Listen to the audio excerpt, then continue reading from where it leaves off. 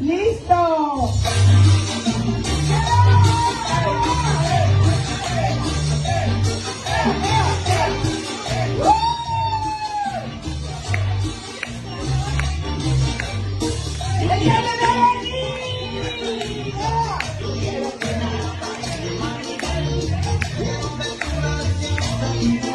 Debanhi Escobar was an 18-years-old Mexican woman who went missing on April 9, 2022. Then 13 days later, on the 22nd of April, her dead body was finally found in a water tank of an abandoned restaurant not far from where she was seen for the last time. Debanhi's death is a mysterious case riddle with unanswered questions, serious police negligence, rumors of a cover-up, and strange occurrences that no one can explain. This crime that shocked Mexico became an international phenomenon in the year 2022, and it remains as mysterious today as it was when it took place. Background: Debanhi Susana Escobar Basuljua was a law student, daughter to Mario Escobar and Dolores Basuljua. Debanhi's abduction occurred at a crucial time in Mexico because of the increasing disappearance of young women in the country. The victims are usually young women between 10 and 19 years of age. These crimes are described as femicide by the Mexican law because the victims are specifically chosen for their gender. Unfortunately, these crimes targeting young women have been increasing in Mexico in the last years. According to reports, just in the year 2022 alone, a total of 1,600 women were kidnapped in the country of Mexico. Some of these women returned home after a period of captivity, some end up in prostitution rings, and others are found dead, victims of sexual assault and violence. The timeline of the incident. On the 8th of April 2022 at approximately 23 hours, Debanhi left home for a night out with her friends. Later she joined two friends, Sarah E., a friend she knew for 3 months, and Yvonne, a person she just met for the first time that night. This fact was confirmed by Debanhi's father, Mario Escobar. He stated that he only knew Sarah E. before the day of Debanhi's disappearance. Before leaving the house, Debanhi made a list of several party venues she wanted to go on that night. Her friends accepted and the three girls ended up visiting 4 of those venues. Half an hour later, at 23:30, the 3 girls arrived at the first location in a taxi booked from a platform called Didi.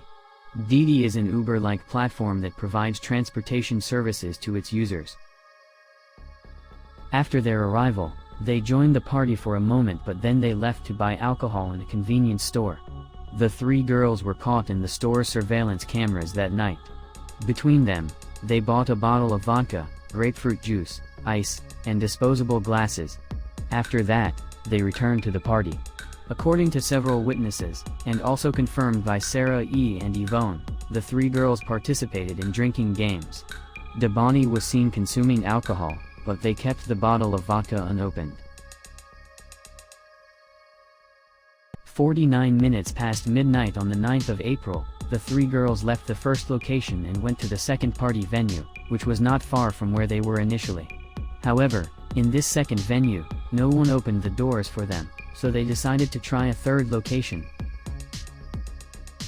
They called again a driver from the rental platform Didi, who took them to the third location. The driver who drove them to the new location was Juan David Quiller, who later became an important witness in this case. At 1 o'clock in the morning, the girls entered the taxi and they drive 8 kilometers to the third location, in Villa Numancia Castilla, in the district of Escobedo. However, at their arrival, they find out that the party had already finished, so they walk down the street to join a different party in a fourth location. This new and final location is called Quinta El Diamante in General Escobedo. There is video footage of the girls arriving at the location at 1:20 a.m. Before departing, Sarah E. asked the taxi driver, Juan David Quiller, to give her his personal phone number so she can call him when they want to go back home. 1:30 a.m., the 3 girls meet a group of boys in the street and join them to go inside. According to them, they knew no one at the party. It was a private birthday party, but the organizers let the girls come inside. Debanhi greeted and added 3 other boys to the group that were already inside the venue. It's not clear what happened at the party. especially because Sarah E. and Yvonne said that Debanhi walked away from them many times and they didn't see her for long intervals of time. But what everyone agrees is that Debanhi started acting erratically as the night went on. This led many people to speculate that Debanhi consumed drugs while at the party. However, this was neither confirmed by witnesses nor by the post-mortem exams done on the cadaver. What was positively confirmed by many present at the party was that she was extremely intoxicated. At this point, Debanhi was seen drinking and carrying the bottle of vodka they bought. Yvonne and Sarah E. said they drank beers from the bar because Debanhi kept the bottle of vodka for herself and didn't share it with them. At some point during the evening, the witness stated that Debanhi was involved in an altercation and locked herself in the men's bathroom. Yvonne and Sarah E. testified they decided to call a taxi and send her home because she was growing unruly and they couldn't control her anymore. The video footage shows Debanhi running out of the venue and there is a young man chasing her down the street. The young man seemed to be trying to calm her down. Later he stated he was trying to prevent her from getting hurt because she was not acting rationally. Debanhi resisted and tried to kick him. A few minutes later, two other boys joined them and they too tried to talk to her. They said she spat, hit, and insulted everyone in the group. Witnesses say she even bit one of the boys. Then they said she collapsed and fell asleep for around 15 minutes. If we observe the footage with attention, it is possible to see how one of the girls grabbed Debanhi by the hair to prevent her from running away again. Yvonne and Sarah E. said some of the young men present at the time offered themselves to take Debanhi home, but they refused because they didn't know them well enough to trust them. Ella corre hacia el baño de hombres, se mete ahí, no quiere salir, se pone necia diciendo que la dejemos en paz, que no le importa, que sus papás eran abogados, que nos pagaba dinero si la dejábamos. Y después de eso ella sola sale corriendo hacia la alberca y como que quiere tirarse. La detengo y le digo de que no, o sea, tranquila. Ella empieza a manotear y a decir que la deje en paz. Me hago para atrás y ella vuelve a correr, rodea la alberca. Otro chavo de las bolitas con los que íbamos al principio la intenta calmar y le dice, oye, tranquila, mira, te queremos ayudar, vámonos ya de aquí. Ella dice que no, empieza a discutir diciendo que la deje. Entonces yo me acerco, porque yo los estaba viendo de este lado. Entonces me acerco con ella para intentar calmarla. No quiere y se sale corriendo hacia afuera de la quinta. Se va corriendo hacia afuera de la quinta. Pues ahí vamos todos atrás de ella. Cuando estuvimos afuera, en la quinta, el mismo chavo que la intentó calmar, lo mordió al chavo, lo golpeó. Ella sale corriendo y ella en donde sale corriendo van todos los chavos detrás de ella, incluyendo Saraí. Yo salgo corriendo también, la agarra y le empieza a decir que ella se calmara, le empieza a decir, tus amigas ya te van a llevar a tu casa, ya tranquilízate, ya te tienes que ir, ya estás mal. En eso ella lo pesca del hombro y lo muerde. Between 3:29 and 3:36, Juan David Queller, the taxi driver, received a message from Yvonne asking him to come there to pick them up. Alrededor de las 4 de la mañana me mandan un mensaje de WhatsApp donde pues me dice que si puedo pasar por ellas. Y al momento le digo que sí, que tardo de 10 a 15 minutos en llegar por ellas.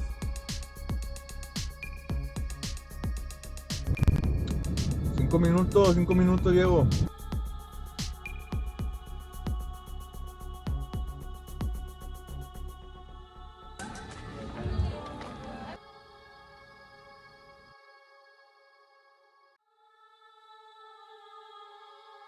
At 3:54, the driver, Juan David Queller, arrives at the location and Debanhi is seen entering the back seat of the vehicle. Sarah E. and Yvonne spoke with the driver and told him they would go home in a different car. They asked him to take Debanhi home because they got into an argument and she was inebriated. Sarah E. and Yvonne went away, and the driver stayed for a while in the car with Debanhi. During the following minutes, the car didn't move from that spot. Later, the driver explained he was trying to get Debanhi's home address. He said he asked her several times, but she never gave it to him. Then he asked for the phone number of her mother, but Debanhi also refused to give it to him. Then the driver asked her for another person in her circle he could contact, but Debanhi ignored him and told him she wanted to go back to the party. Debanhi asked him for a charger to recharge her mobile phone. The driver handed the charger to her. Then, instead of charging her mobile phone from the back seat, Debanhi changed places and sat at the front of the vehicle without asking for permission. The driver thought it was unusual, but he let her do it without saying anything. Empieza a llorar. Me dice que le puedo prestar el cable del celular. Digo que sí, entonces en el momento que yo hago este movimiento que se lo voy a pasar, ella se brinca hacia la parte de adelante. Entonces yo nada más retiro la mano, espero que se acomode y se lo paso. Y ella lo conecta y empieza a mover el celular. Y es cuando empieza a decir de que yo la traía en la fiesta. Le digo, no amiga, yo no te traía en la fiesta, yo estaba trabajando. No, sí, mis papás son abogados y yo le voy a decir que tú me traes en la fiesta. Yo no, pues realmente no. Y ahí es cuando empiezo a ver que una situación se está complicando, o sea, que es muy raro. Entonces, sí, yo ya estaba como que, ¿qué hago? O sea, yo ya estaba, incluso me recuesto sobre el vidrio izquierdo, así, tocándome la cabeza, así, pensando qué hacía. Y ella volteada así enojada, como si yo le hubiera hecho algo, o sea, en la fiesta, así. Porque ella mencionaba mucho que en la fiesta, que yo andaba con ella en la fiesta. Le digo, no, amiga, yo creo que se confundió, no concordaba con lo que estaba pasando. They remained there for a few more minutes. Video footage shows them talking inside the car. According to the driver, Debanhi was mumbling, became aggressive, started to hit him, and insisted she wanted to be taken back to the party. To protect himself from potential troubles, the driver recorded part of the conversation he had with Debanhi and sent it to a friend of his. In the voicemail message, it is possible to hear that Debanhi was mumbling for a while, but then she said something that I find intriguing. Dale mis papás a que ver qué pedo. Mis papás me dicen la verdad. Dale la verdad. ¿Cuál verdad? Mis papás me dicen la verdad. Debanhi said clearly, "My parents deserve to know the truth." To which the driver asked, "What truth?" Debanhi then repeated the sentence and started mumbling again. What she was talking about, no one knows. Perhaps she was feeling apprehensive about something she wanted to say to her parents. Or perhaps she was battling her demons, which could explain why she was so intoxicated and behaving so erratically on that night. What she meant with that statement probably we will never know. When this footage was first shown to Debanhi's father, Mario Escobar, he wrongly understood that at some point the driver tried to grab Debanhi's breast. Usted nos ha mencionado sobre unos videos de la persona que venía manejando el carro y le realiza tocamientos a su hija, señor Mario. Juan David Cuellar, el taxi. ¿Usted responsabiliza directamente a Juan David Cuellar? Definitivamente. ¿Qué le hizo a su hija? Le agarró el pecho. Mario Escobar then said the driver should be taken into custody because he tried to touch her improperly. He also added that this was probably the reason Debanhi exited the vehicle later and walked away on foot. Mario Escobar understood Debanhi didn't feel safe and was trying to get away from him. Se dice que tú la tocaste o que tú abusaste de ella o pasaste su brazo por encima de su cuerpo. ¿Esto es verdad? No, en ningún momento. En ningún momento. Yo siempre traté de ayudarla, pero la chava pues andaba, no estaba en sus 5 sentidos. The driver rejected this accusation and said he never tried to touch her. He said that it was actually her, the one who hit him several times and was misbehaving in the car. After a closer examination of the footage and other evidence presented by the driver, the police was able to verify he was telling the truth, so he was never considered a person of interest in this case. Back to the incident. Inside the car, the driver didn't know what to do with Debanhi. He grabbed his phone and started texting back and forth with Debanhi's friend, Yvonne. He asked her for help because he had the wrong address and Debanhi didn't want to give it to him. Yvonne had Mario Escobar's phone number, so she tried to call him several times. However, Mario Escobar never answered the call. Meanwhile, the driver started the engine and drove away, hoping Yvonne would send him the address while they were on the road. At around 4:25 a.m., not far from where the driver picked her up initially, at the end of the road, and before entering the highway, Debanhi got out of the car. She asked the driver to pull over because she needed to go out. According to the driver, he stopped the car because he thought she was feeling sick and was about to throw up. Debanhi jumped out of the car and started to walk away without saying a word. Ya ella me solicita que la deje en una quinta, afuera de una quinta. Yo accedo, me paro afuera de la quinta, y le digo, pues si quieres aquí bájate, aquí hay gente, le digo, pues ya si quieres, dice no, se ríe y dice no, déjame más adelante. Yo no, ahí no amiga, porque ahí es monte. De ahí es monte y pues está muy peligroso, le digo, no te puedo dejar ahí. Si quieres aquí bájate, no hay problema. No, pues me voy a bajar allá. Y empezamos así de que ella decía que no, que se quería que la bajara en el monte y yo le decía que pues en la quinta si quería, ¿verdad? Incluso yo pues me podía meter en un problema de que si llegaba y ella decía lo que estaba diciendo, pues imagínense, ¿verdad? De que iba a decir su papá que yo la emborraché o drogué, no sé, ¿verdad?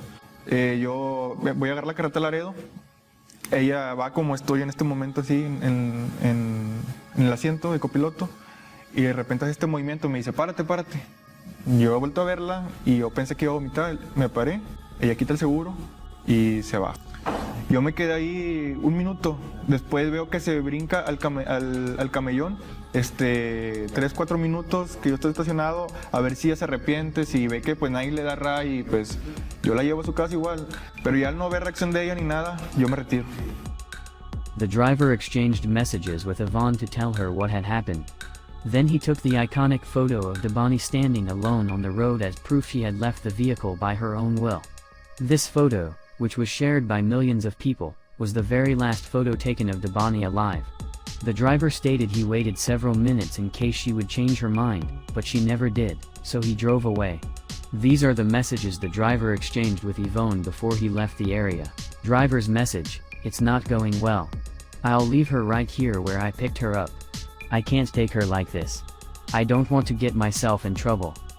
Yvonne's message: please, don't leave her there. Driver's message: you are the ones who dropped her on me.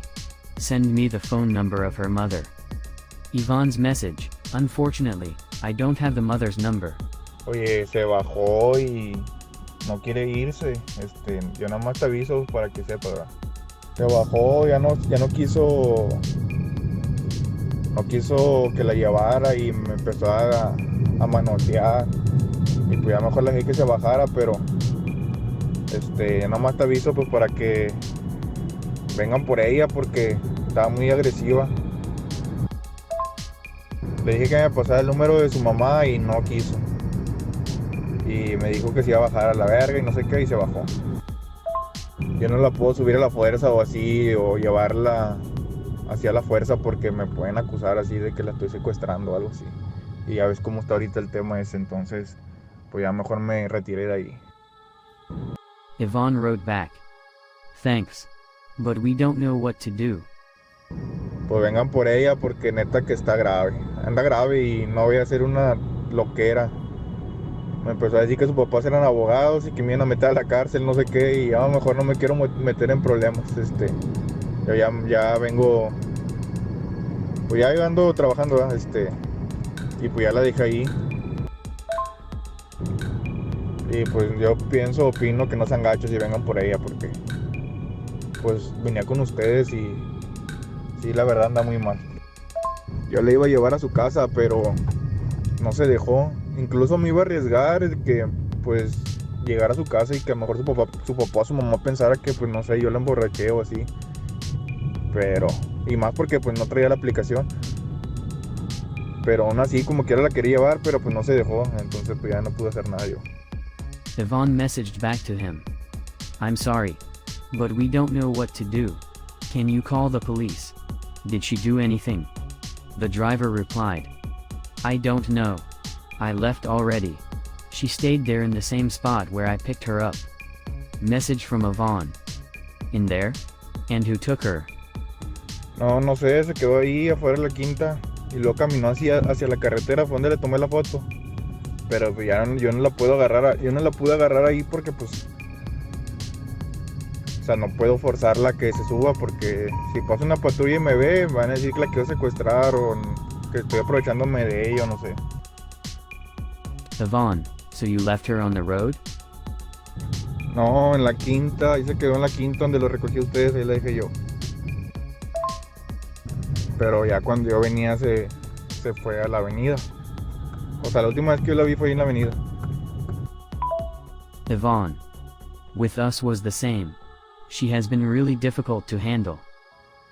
Pero ¿qué le dieron o qué porque andaba como si estuviera drogada, que le dieron o que se metió o que...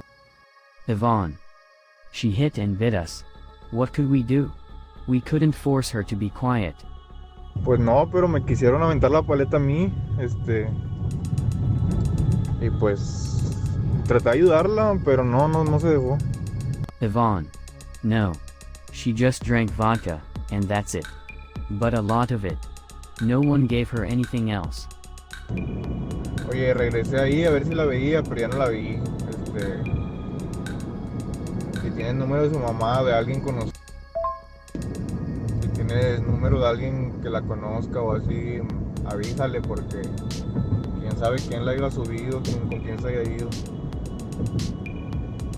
Yvonne. We have been calling her father, but no one answered, and we don't know anyone else.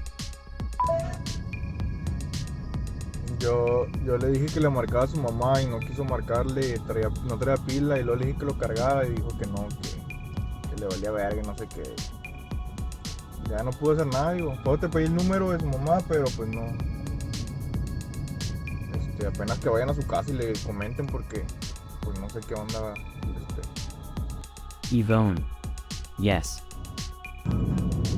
Oye, igual y si llega a su casa o sabes ya mañana de ella, me avisas, porque neta que me quedé con el remordimiento de conciencia, pero no pude hacer nada, o sea, no pude hacer nada así por ella de llevarla, que era la idea. Ya si sabes de que ya está en su casa, pues ya nada más me avisas. Nada más para que se me quite el de andar pensando eso. Yvonne. Thank you very much. But we are exactly in the same situation as you. We also don't know what to do. Driver. What a situation. Any news from your friend? Yvonne. They haven't found her yet.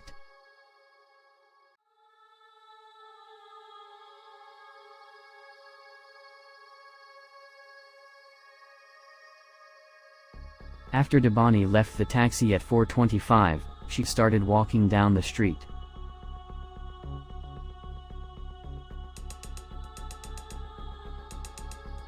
Security cameras caught her walking dangerously in the middle of the road. At one point, it is possible to see how a car has to quickly turn the steering wheel to avoid hitting her. Even when the vehicles passed very close by her, Debanhi seemed to be unfazed by the seriousness of the situation. At 4:29, Debanhi arrived at the transportation company named Alcoza. The company was closed at that time of the evening. The footage shows Debanhi peering inside the entrance. There is no evidence that she has ever entered the premises or spoken with any of the employees from there. Some people have speculated that the reason she went there is because she was seeking help, but this has not been proven so far. The truth is, we don't know for sure what she was doing there. Then Debanhi kept walking down the road until she reached an abandoned restaurant in front of the Motel Nueva Castilla. Debanhi is caught by the CCTV camera of the restaurant placed inside the building. This camera I will name Camera Alpha because later I would like to call your attention to something else. The Alpha camera captures two glass doors. A door that points in the direction of the road on the right, and a second door that points to the back of the restaurant on the left. In the glass door that points to the road, it is possible to see Debanhi passing in front of the glass door.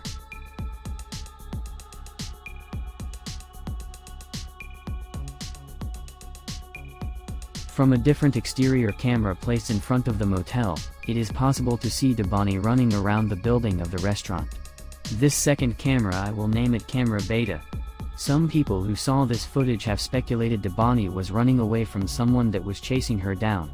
And some people suggested that was someone from the transportation company Alcoza. However, this theory has been disproved.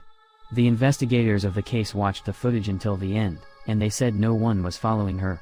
Therefore, there is no explanation for why she was running. Perhaps it was just the irrational behavior of someone who was inebriated or that she was having a paranoid episode induced by alcohol or drugs. Debanhi kept running all the way around the restaurant building until she reaches the back of the restaurant.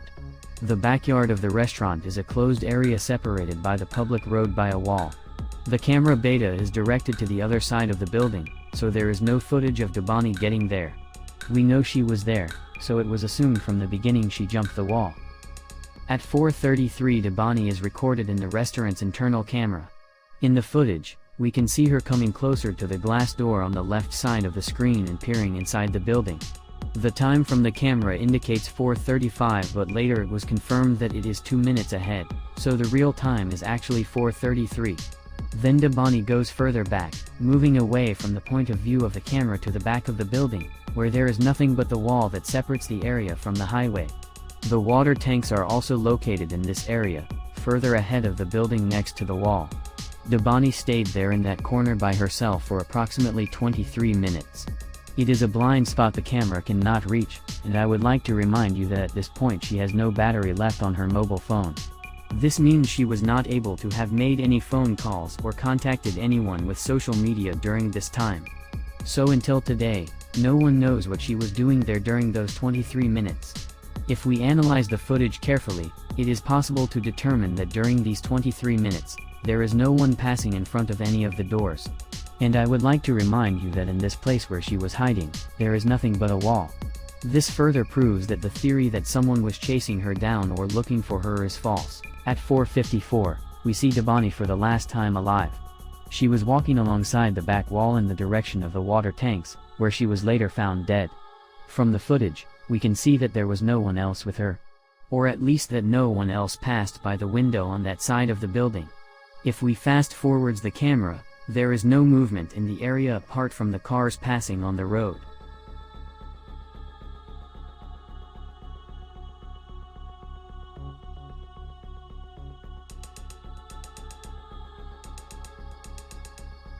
From the footage left, we can just extract two details that have an ambiguous value so far. The first detail was spotted by several people on the internet, including myself.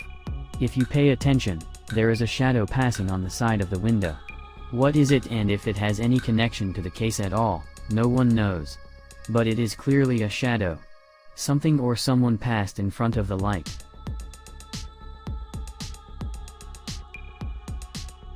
The second detail happened almost an hour later after Debanhi was recorded walking in the direction of the water tanks. This is also an incident that might or might not have been related to this case, but I believe is worth mentioning. At 5:47, it is possible to see a vehicle stopping in front of the glass window on the left side of the screen. The car stopped for a moment, and it seems as if someone either got out or got inside the car. Then the car leaves. So far, it was not possible to determine if this vehicle has anything to do with Debanhi's death or who was the person driving this car. The authorities did not provide any other footage of the incident. But I would like to call your attention to the camera beta I mentioned earlier. The authorities had access to the footage of the camera beta all the time. Although this second camera is not directed to the back of the building, it is possible to see who enters and leaves the area. There is something I haven't mentioned yet, is that the entire perimeter is surrounded by a high wall. It is true that Debanhi could have jumped the wall, but the wall is very high.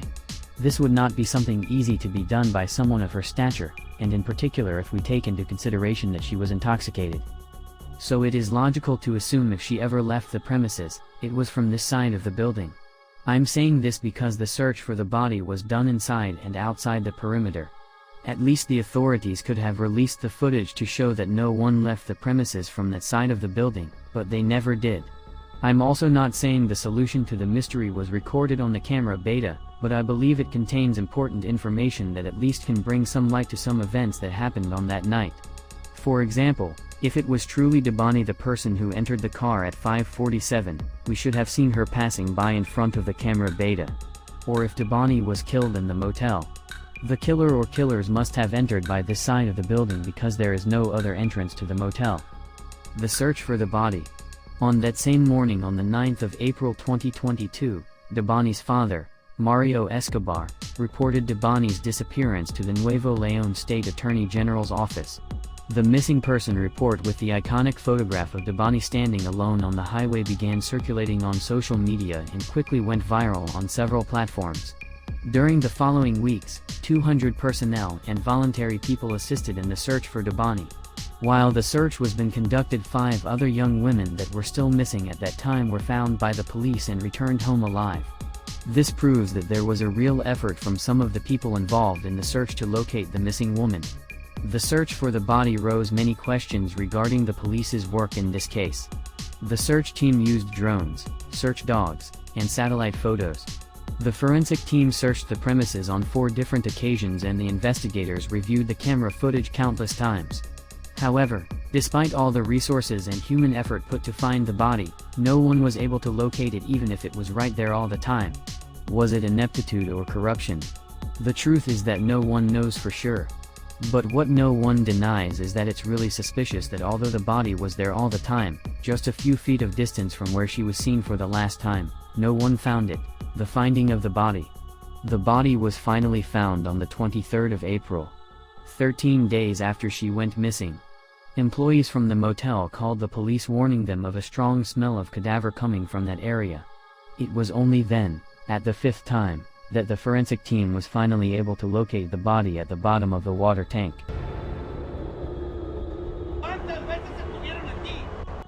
The corpse was in an advanced state of putrefaction, which means Debanhi had already been dead for several days. The decomposition of the body was so severe that it was only recognized by the parents through the clothes she was wearing, and later DNA tests confirmed the corpse was indeed hers. Mario Escobar described the body as unrecognizable. He said that the face was swollen, and the eyes were popping out and black in color as if someone had battered the victim before her death. The prosecutor's office of the state of Nuevo León came under public scrutiny, and the responsible had to admit to having committed serious mistakes during the investigation.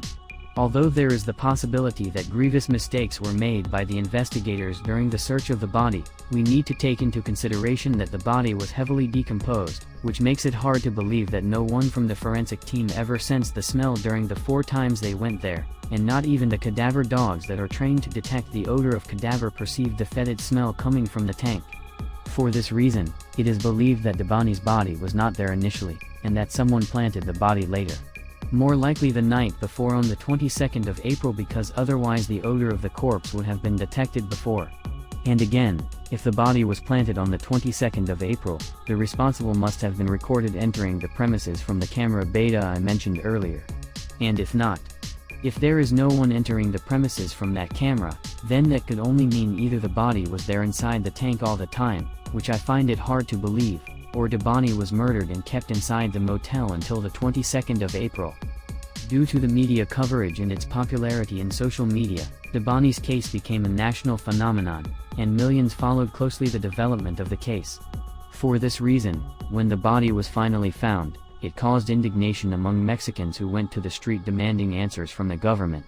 In response to the social unrest, the governor of Nuevo León dismissed the 2 officers in charge of the investigation. The responsible for the Department of Missing People and the responsible for the Department of Homicides. Investigation detail. The objects found in the water tank. The corpse was found in a subterranean water tank near the restaurant. The water tank is composed of 3 chambers connected beneath the ground with 3 different openings. The 3rd opening, the one closest to the restaurant, was sealed with a lid. The 2nd and 1st chambers were opened at the time of Debanhi's death. The body was found in the 2nd tank, and Debanhi's belongings were found in the 2nd and 3rd. The question raised regarding this detail is how come the objects were found in both tanks? It would make sense if her belongings would have been found in the same tank as the body, but how did they end up in the 3rd tank? List of objects found in the 2nd tank. Object 1. The sneaker of the right foot. Object 4. A decomposed fragment of human tissue. Object 3.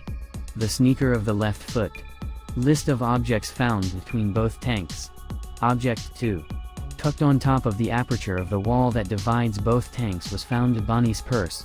List of objects found in the 1st tank. Object 9. A lighter. Object 7. A set of keys. Object 6. A mobile phone. Object 8. A coin purse. Object 5. A hand sanitizer gel, brand Purell. I want to draw your attention to another important detail regarding this part of the investigation. When the victim was found, she was not wearing her shoes. Initial reports from the police pointed to an accidental death. They stated that Debanhi was trying to climb the wall on that spot. She fell, hit with her head, and died. According to the police, she chose that specific spot of the perimeter to climb the wall because it is significantly lower. By coincidence, this spot is right over the water tanks, so she felt right inside of the one in the middle. But another question was raised regarding this assumption.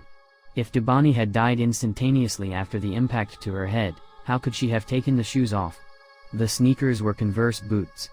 Everyone who has ever worn this type of sneakers knows that they are very difficult to remove, which makes it very unlikely they just slipped out of her feet when she fell. So then the police suggested that she could have taken the sneakers off before climbing the wall to prevent slipping. And this could explain why she was not wearing them at the time of her death. Then another question was raised. If it was indeed an accidental death, why Debanhi's belongings were found in the third tank? And why her purse was tugged into the wall between both tanks? To which the police suggested Debanhi's death was not instantaneous. Probably she was still alive after the fall and after the blow to her head. To be fair with the police's first report defending an accidental death, it's not an impossible scenario. It is true that she could have taken the shoes off before the fall, or even after the fall, because she could have remained conscious for a while. And it is also true that she could have not died instantaneously after hitting with her head. The swelling or the hemorrhage could have happened slowly, which gave her time to eventually remove the sneakers and throw her belongings to the other side of the tank. The fact that the victim was not wearing her shoes and that her belongings were found in the third tank is not definite proof she was abducted, but it is something that needs to be studied. Investigation detail. The decomposition of the body. Another piece of evidence that did not answer the question everyone was asking was the autopsy of the corpse. There are several stages of decomposition of the human body. The decomposition process can be delayed or speed up according to environmental factors, such as exposure or heat. In Debanhi's case, the water could have speed up the decomposition process. Nevertheless, the experts took this into consideration, and according to them, they determined that the body was already dead between 5 to 14 days before it was found. If the body was found 13 days after she went missing, it fits in the time frame of the autopsy. Debanhi could or could not have died on the 9th of January. Again, to be fair with the investigators, by the result of the autopsy alone, we cannot discard the possibility of an accidental death. Unfortunately, in this case, the autopsy was not helpful in answering any of the most important questions everyone was asking. Investigation detail. The cause of death. The first autopsy was made on the 23rd of April, and according to the results, the victim died due to a heavy impact to the head. The blow to the head was located in the frontal part of the skull. However, the expert was unable to determine how the impact had occurred, if the impact was made with an object or not, and if an object was used, what kind of object could it have been? Again, the results of the first autopsy did not disprove the possibility of an accidental death. Al practicar la autopsia encontramos diversas lesiones que van a ocasionar que lleguemos a una conclusión. Estos hallazgos fueron el edema traumático con fondo equimótico que se encuentra en la región frontal y bipalpebral bilateral. Esto quiere decir que se encontraba inflamada la parte frontal de la cabeza y tenía una coloración, un moretón, por así llamarlo, en la región frontal y en ambos párpados. Investigation detail. The missing security footage.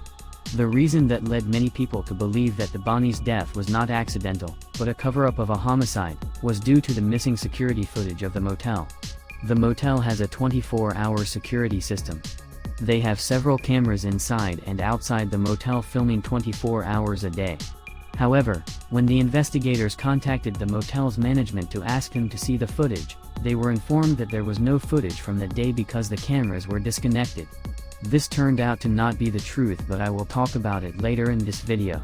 Investigation detail. The first report and the first autopsy. The water tank where the body was found are located not far from where Debanhi was seen for the last time. She was actually walking in that direction when she disappeared from the camera's angle. The tanks are 14 feet or 4.2 meters deep. This led the investigators to believe that it was an accidental death. Initial reports determined that Debanhi was walking near the wall, fell into the tank, hit with her head, and drowned in the water of the tank. Then later, this version of events was rectified because no water was found in the victim's lungs. So the cause of death was rectified from drowning to a heavy impact to the head. Then, because the victim was found without shoes and her belongings were spread in 2 different tanks, the police rectified once again the report and said she was trying to climb the wall and fell inside the tank. This report was initially accepted because there are several facts that supported it. 1. She was indeed walking in that direction. 2. She could have hit her head on the brim of the aperture or on the walls while falling. And 3. The tanks were not been used at the time of her death. The water in the tank was only 35 inches or 90 centimeters high, which could explain the absence of water in her lungs. Together with the report, the authorities also presented the results of the first autopsy. It was established by the autopsy that A. There was no indication the victim was sexually abused before her death. B. The victim did not drown because there was no water in her lungs. C. The cause of death was determined to be deep cranial contusion caused by a heavy blow to her head at the time of the fall. Bueno, la causa de la muerte ya la conocen, que es una contusión profunda de cráneo. Por la pregunta expresa del tiempo de evolución, ¿verdad?, del fallecimiento, nosotros le dimos una data de muerte de 5 días a 2 semanas. De que si ya iba muerta, obviamente por el lugar y lo que encontramos, ¿verdad?, la muchacha cayó todavía viva, ¿sí? Donde se encontró, estaba viva y hubo oportunidad de ella todavía de reaccionar. ¿Okay? ¿Tenía agua en los pulmones? No. ¿Cómo es posible esto que si cayó viva no se ahogara? Porque se paró y no sé la altura, si usted sepa cuánto medía la cantidad de agua en la cisterna, eran 90 centímetros. 90 centímetros de agua. Sí. Sí, bueno. Ahí hay muchas hipótesis que tendremos que irlas cerrando con la prueba científica. No podemos descartar nada. Muchas hipótesis de que cayó viva y una es que no, cuando se sumerge, estaba para nosotros ya muerta cuando se sumerge. Por eso la línea de investigación está abierta. En la necropsia, que yo no la he visto, pero que me la comentan, me dicen que murió de una contusión, de un hematoma en la cabeza. Si tú te caes, no soy experto, pero de una altura de 4,5 metros, que es más o menos... ¿Esta altura o un poco menos, sí, más o menos? No, nada más me voy a pegar en la cabeza. Si me caigo del techo de mi casa, que son 2,5 metros, me quiebro los huesos. Tenemos muchos huesos. Exacto. Como para darme la versión ahorita de que de 4,5 metros, nada más me pegué en la cabeza. Precisamente por eso nosotros tomamos la decisión de realizar otra necropsia con una persona, un doctor autorizado. So, taking into consideration the proofs in hand, the police deemed the case as an accidental death. However, the accidental death raised several questions the police couldn't explain. Question 1. Why the body was not found during the 4 times the forensic team searched the premises? Question 2. Mario Escobar said that if her daughter had actually fallen in the tank as the report stated, she should definitely have more injuries in her body other than the blow to her head. A broken arm, a broken leg, or other bruising would be something to expect to be found, but it was not included in the report. For these reasons, and also because Mario Escobar became distrustful of the officials' capability to handle the case, he demanded the body to be exhumed for a different pathologist to perform a second autopsy. Investigation detail. The second autopsy. The second autopsy made to the corpse gave different results from the first. A. If in the first autopsy, there was no indication the victim was sexually assaulted, in the second autopsy, it was determined the opposite, that the victim was indeed sexually assaulted and also violently beaten. B. Regarding the result that the victim did not drown because there was no water in her lungs, in this case, the second autopsy confirmed this to be a fact. C. While the first autopsy determined the cause of death to be deep cranial contusion caused by a heavy blow to the head, the second autopsy determined the cause of death to be asphyxia. So, taking into consideration these new results, the cause of death was rectified from accidental death to femicide. A specific type of homicide where the victim is chosen due to her gender. False reports, the mysterious video of room 174, and blood found in the motel. Due to the popularity of the case, quickly the internet was flooded with false reports and fake evidence to generate hype. Two examples are, 1. A report of a witness testifying they saw Debanhi at the airport, and 2. False leaked messages between the driver and Debanhi's friends trying to sell her to a drug lord. In the end, all of it was proven to be false. However, there's a particular occurrence regarding the uploading of a mysterious video that became important for this case. The video in question, which many thought initially to be just another hoax, at the end turned out to be useful for the development of the investigation. This mysterious video was uploaded by an anonymous person, and the investigators never found out who was the responsible for its creation. The video was posted few hours before the body was found, and it's very simple. It is just a few shots of the exterior and interior of the motel next to the restaurant where Debanhi was found dead. There is no narration. The subtitles and the editing of the video seem to trying to guide the viewer's attention to the first floor of the motel. The subtitles say, "We have new rooms," and later continue with, "on the first floor." It might be just a coincidence, but the way it was written by splitting the sentence in two parts is odd. There is another detail about the video that many found interesting, and it is regarding the background music chosen by the creator of the video. The background music, it's a song in the Spanish language, and the lyrics translate as follows: "It's so difficult to reach you. It's so difficult to reach you. They always tell me you're not here. But I don't believe in them. They are not telling the truth." The video is very short. It starts outside, goes upstairs, stops right in front of room 174, and finishes with another shot of the exterior of the motel. While some people called it another hoax, others said the video had actually a hidden message. According to the theory, the video was uploaded by someone from the motel staff that knew the truth but was too afraid to speak out. It was speculated that Debanhi was brought against her will to this room, sexually assaulted, killed, and later, her body was thrown inside the water tank. If this theory has any foundations or not, it's hard to say.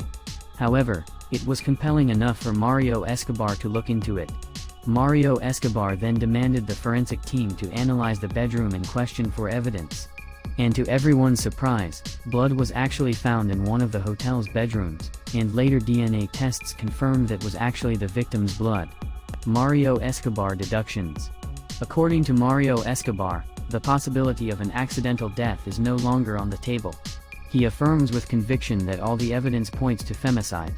Mario Escobar believes his daughter was kidnapped and kept in captivity between 5 to 8 days before she was finally murdered.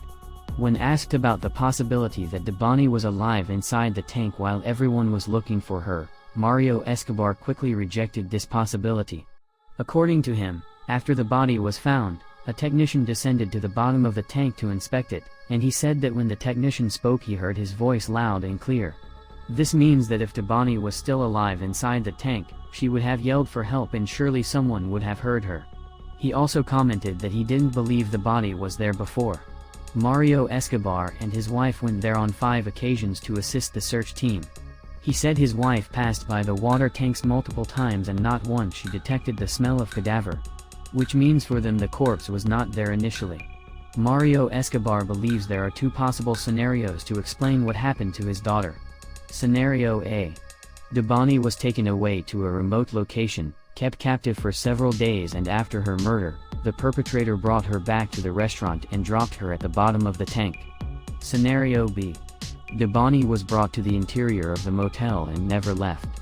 She was kept alive in there while everyone was looking for her somewhere else. Then, after her death, the responsible brought her corpse outside and dropped her inside the tank. Speculations. Much and more have been spoken about Debanhi's untimely death. Among dozens of theories, there are a couple of them that seem to have some weight. I would like to remind you that these theories are purely speculative. They have neither been confirmed nor denied by the authorities. Theory 1. The prostitution ring theory. Some people have speculated that either someone from the motel saw her wandering in the backyard of the restaurant or Debanhi herself went to the motel asking for help. Once there, she was trapped and taken away. If this was to be true, then this could eventually explain the shadow on the side of the restaurant's window I mentioned earlier, or even perhaps the car that stopped at the entrance of the restaurant later. In the motel, the victim was then lured into the interior with the pretext of helping her. Instead of calling her parents, a prostitution ring was contacted to pick her up in exchange for money. Debanhi was then taken away and kept captive for a few days. During this time she was victim of sexual and physical abuse. However, when it was time to move her to a different location, her captors understood it wouldn't be easy. Debanhi's case became so widely spoken that everyone was looking for her. Perhaps the victim's character was also an inconvenience.